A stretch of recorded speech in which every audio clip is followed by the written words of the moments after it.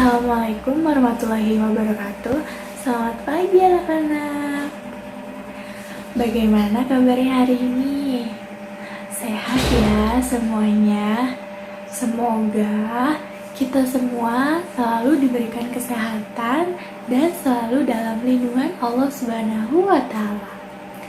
Nah, sebelum kita memulai kegiatan pembelajaran pada hari ini, alangkah baiknya apabila kita memulainya dengan membaca doa bersama-sama. Sikap berdoa. Berdoa dimulai.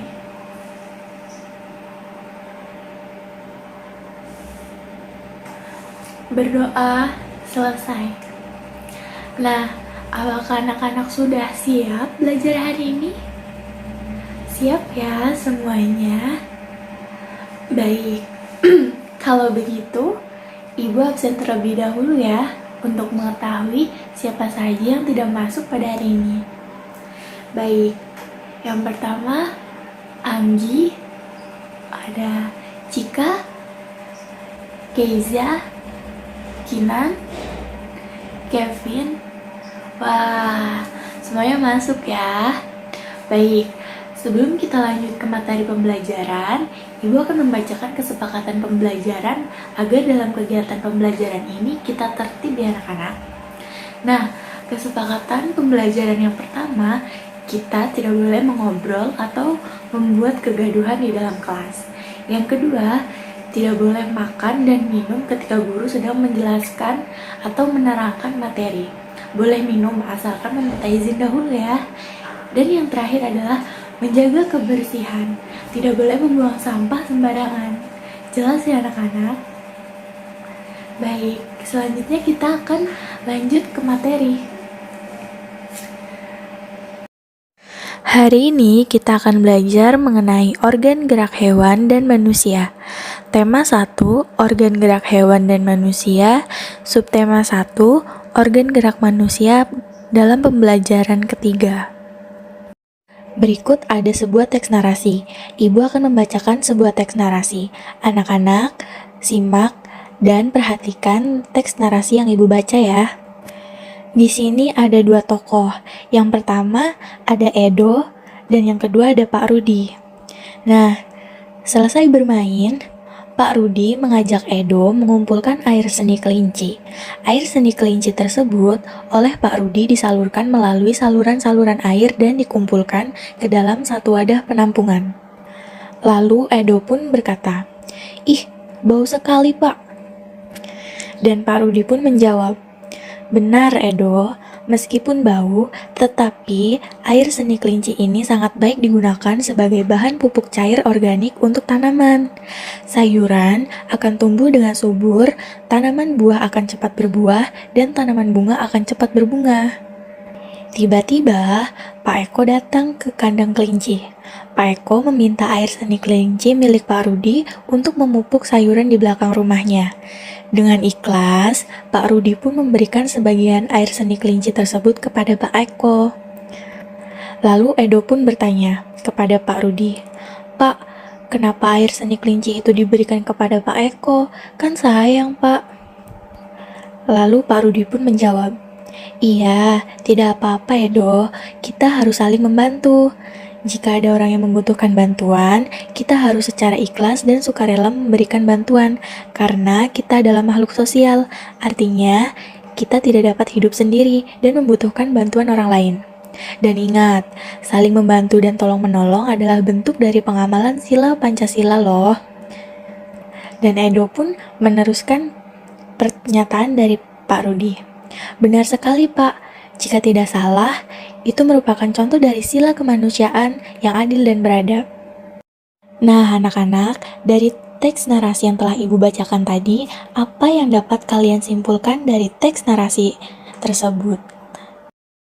Ya, dari teks yang telah dibaca dapat disimpulkan bahwa Pancasila adalah dasar negara Indonesia, di mana nilai-nilai dalam sila Pancasila harus dikembangkan dalam kehidupan sehari-hari, yakni nilai-nilai yang terkandung dalam sila ketuhanan Yang Maha Esa, sila kemanusiaan yang adil dan beradab, sila persatuan Indonesia, sila kerakyatan yang dipimpin oleh hikmat kebijaksanaan dalam permusyawaratan perwakilan, dan sila keadilan sosial bagi seluruh rakyat Indonesia. Karena pada dasarnya kita sebagai makhluk sosial harus pandai bersosialisasi dan saling menghargai satu sama lain. Karena sebagai makhluk sosial kita tidak dapat hidup sendiri dan pastinya kita membutuhkan orang lain. Nah, selanjutnya, anak-anak coba perhatikan gambar lambang negara Indonesia di bawah ini. Ya, gambar lambang negara Indonesia adalah burung Garuda. Coba perhatikan baik-baik.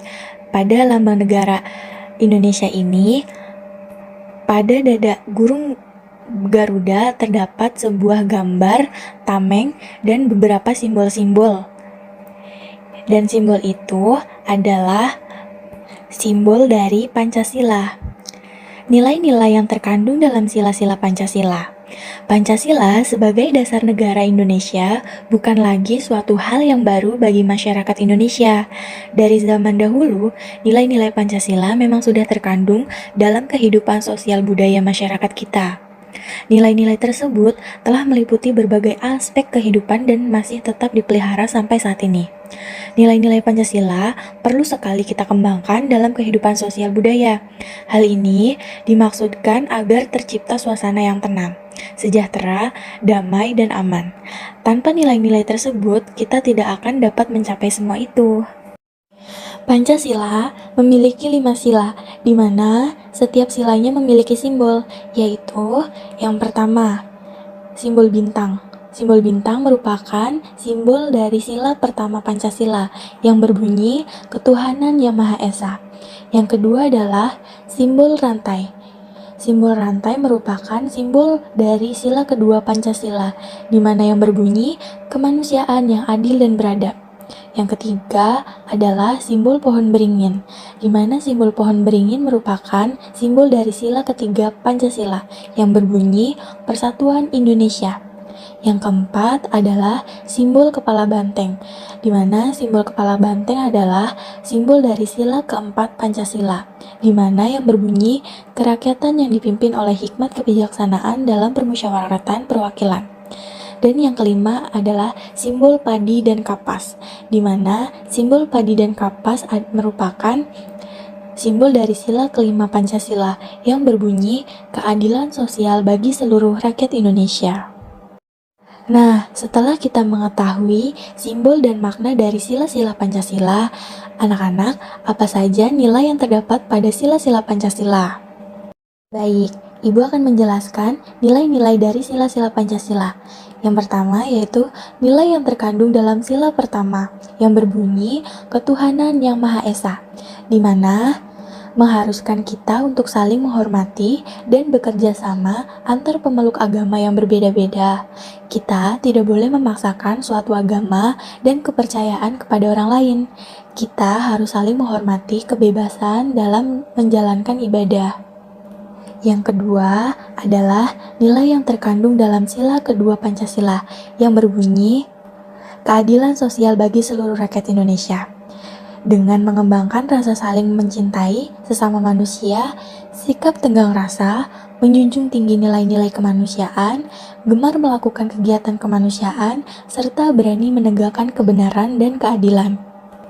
Yang ketiga adalah nilai yang terkandung dalam sila ketiga Pancasila yang berbunyi Persatuan Indonesia, di mana kita harus menjaga persatuan dan kesatuan negara Republik Indonesia dengan menerapkan sikap cinta tanah air, rela berkorban demi bangsa dan negara, serta memajukan pergaulan demi persatuan dan kesatuan bangsa yang berbineka tunggal ika.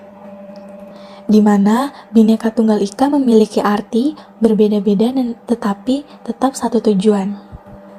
Yang keempat yaitu nilai yang terkandung dalam sila keempat Pancasila yang berbunyi kerakyatan yang dipimpin oleh hikmat kebijaksanaan dalam permusyawaratan perwakilan, di mana warga negara Indonesia harus mengutamakan musyawarah untuk mufakat dalam menyelesaikan suatu persoalan bersama. Penerapan dalam sikap sehari-hari adalah dengan mengutamakan kepentingan umum di atas kepentingan pribadi dan golongan. tidak memaksakan kehendak kepada orang lain, serta mengutamakan budaya musyawarah dalam menyelesaikan masalah dengan diliputi oleh semangat kekeluargaan. Dan yang terakhir atau yang kelima adalah nilai yang terkandung dalam sila kelima Pancasila yang berbunyi keadilan sosial bagi seluruh rakyat Indonesia. Yakni di mana kita harus menghindarkan diri dari sifat pemborosan, selalu bergaya hidup mewah, dan perbuatan-perbuatan yang merugikan kepentingan umum. Di samping itu, kita harus mengembangkan pula sikap adil terhadap sesama, menghormati hak orang lain, serta menolong dan menghargai orang lain. Nah, setelah kita mengetahui apa saja nilai-nilai dari sila Pancasila, lalu bagaimana contoh penerapan sikap yang sesuai dengan nilai-nilai dari sila Pancasila? Berikut merupakan contoh sikap yang sesuai dengan nilai-nilai dari sila Pancasila. Yang pertama, contoh sikap yang sesuai dengan sila ke-1, di mana contoh sikapnya adalah yang pertama, kita saling menghormati antar manusia. Yang kedua, kita tidak memaksakan suatu agama kepada orang lain. Yang ketiga, kita harus bekerja sama dan saling bantu di bidang sosial, ekonomi, dan keamanan lingkungan tanpa pandang latar belakang agama. Yang keempat, mengembangkan toleransi agama sejak dini. Dan yang kelima, membina kerukunan hidup antar manusia. Nah, contoh yang kedua adalah penerapan sikap yang sesuai dengan nilai Pancasila dalam sila kedua, yaitu yang pertama, kita tidak membeda-bedakan manusia berdasarkan suku, agama, warna kulit, tingkat ekonomi, maupun tingkat pendidikan. Yang kedua, kita harus menjaga hak dan kewajiban diri sendiri dan orang sekitar. Yang ketiga, tidak melakukan diskriminasi dengan orang-orang yang dijumpai baik di sekolah, rumah, dan tempat lainnya. Yang keempat, kita tidak melecehkan seseorang karena apapun. Yang kelima, kita membela kebenaran dan keadilan, di mana kita harus membela yang benar dan tidak mendukung yang salah. Selanjutnya adalah penerapan contoh sikap yang sesuai dengan nilai sila ketiga Pancasila. Yang pertama, kita harus saling cinta tanah air dan bangsa dengan membeli produk dalam negeri. Kita sebagai warga negara Indonesia seharusnya lebih cinta produk dalam negeri. Yang kedua, cinta tanah air dan bangsa dengan mengharumkan nama bangsa melewati prestasi di berbagai bidang akademik dan non-akademik. Yang ketiga, kita tidak merendahkan suku, adat, dan budaya lain. Yang keempat, kita harus mengutamakan kerukunan bangsa Indonesia dibandingkan dengan kepentingan kelompok, pribadi, maupun golongan. Dan yang kelima adalah menumbuhkan rasa senasib dan sepenanggungan serta membantu warga yang berkesusahan, di mana kita sebagai warga negara Indonesia harus saling tolong-menolong. Dan yang keempat merupakan contoh sikap yang sesuai dengan sila keempat Pancasila. Yang pertama, di mana kita harus mengedepankan musyawarah, diskusi, atau bertukar pendapat untuk mencapai mufakat atau kesepakatan dalam menyelesaikan suatu masalah. Yang kedua, kita tidak boleh memaksakan kehendak pada orang lain, di mana kita tidak boleh memaksakan pendapat kita harus diterima oleh orang lain.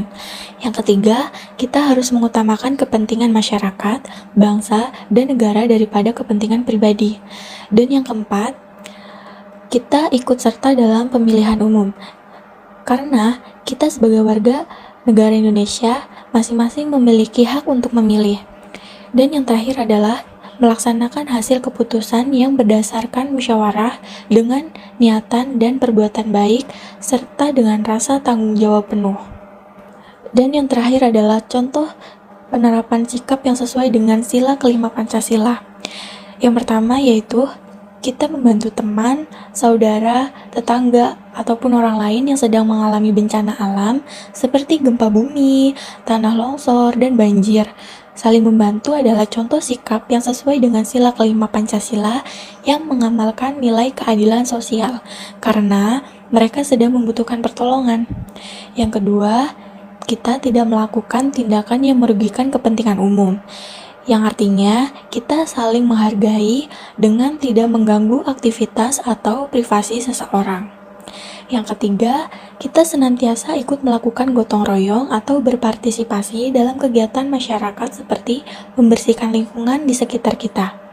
Yang keempat, menghormati hak-hak teman, tetangga, saudara, dan orang lain, serta tidak mengganggu hak orang lain.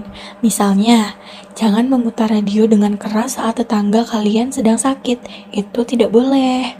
Dan yang terakhir adalah dalam hal berteman. Jangan kesal dan bersikaplah dengan adil. Artinya, kita tidak melakukan diskriminatif dan memperlakukan orang secara setara tanpa membeda-bedakan latar belakang agama, suku, ras, golongan, dan sebagainya.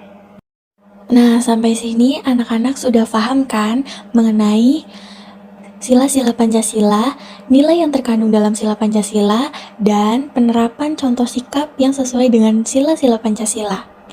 Nah, berikutnya Ibu memiliki sebuah gambar.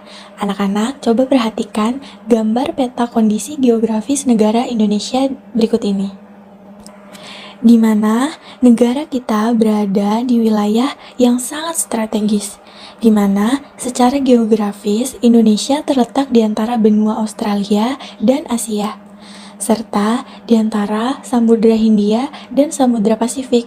Sedangkan secara astronomi, Indonesia terletak di 6 derajat lintang utara, 11 derajat lintang selatan, dan 95 derajat bujur timur sampai 141 bujur timur.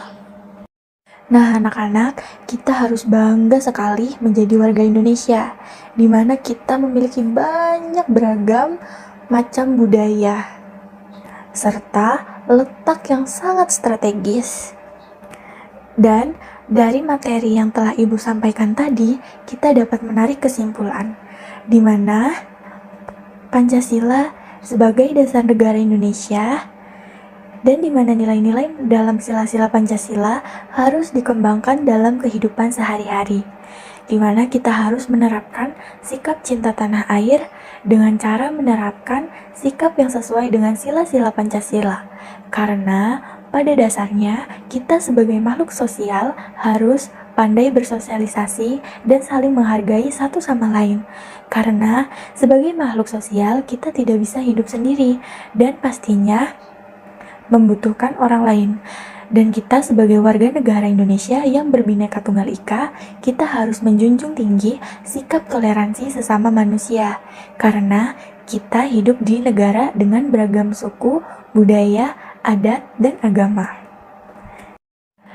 Nah, sebelum Ibu tutup pembelajaran pada hari ini, Ibu memiliki tugas, di mana anak-anak harus membuat gambar peta Indonesia dengan sebagus mungkin pada kertas HVS atau kertas gambar dan diberi warna agar menarik.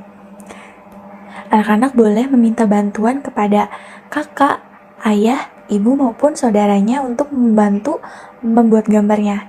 Tetapi ingat, kita harus berusaha sendiri dulu ya. Dan tugas itu harus dikumpulkan pada pertemuan selanjutnya. Ibu harap anak-anak semuanya dapat mengerjakan tugas dari Ibu dengan sebaik mungkin. Baik, Ibu rasa cukup untuk pertemuan hari ini. Mari kita tutup dengan membaca doa bersama-sama. Sikap berdoa, mulai. Berdoa, selesai. Terima kasih anak-anak. Sampai bertemu kembali di pembelajaran bersama Miss Melita. See you. Wassalamualaikum warahmatullahi wabarakatuh.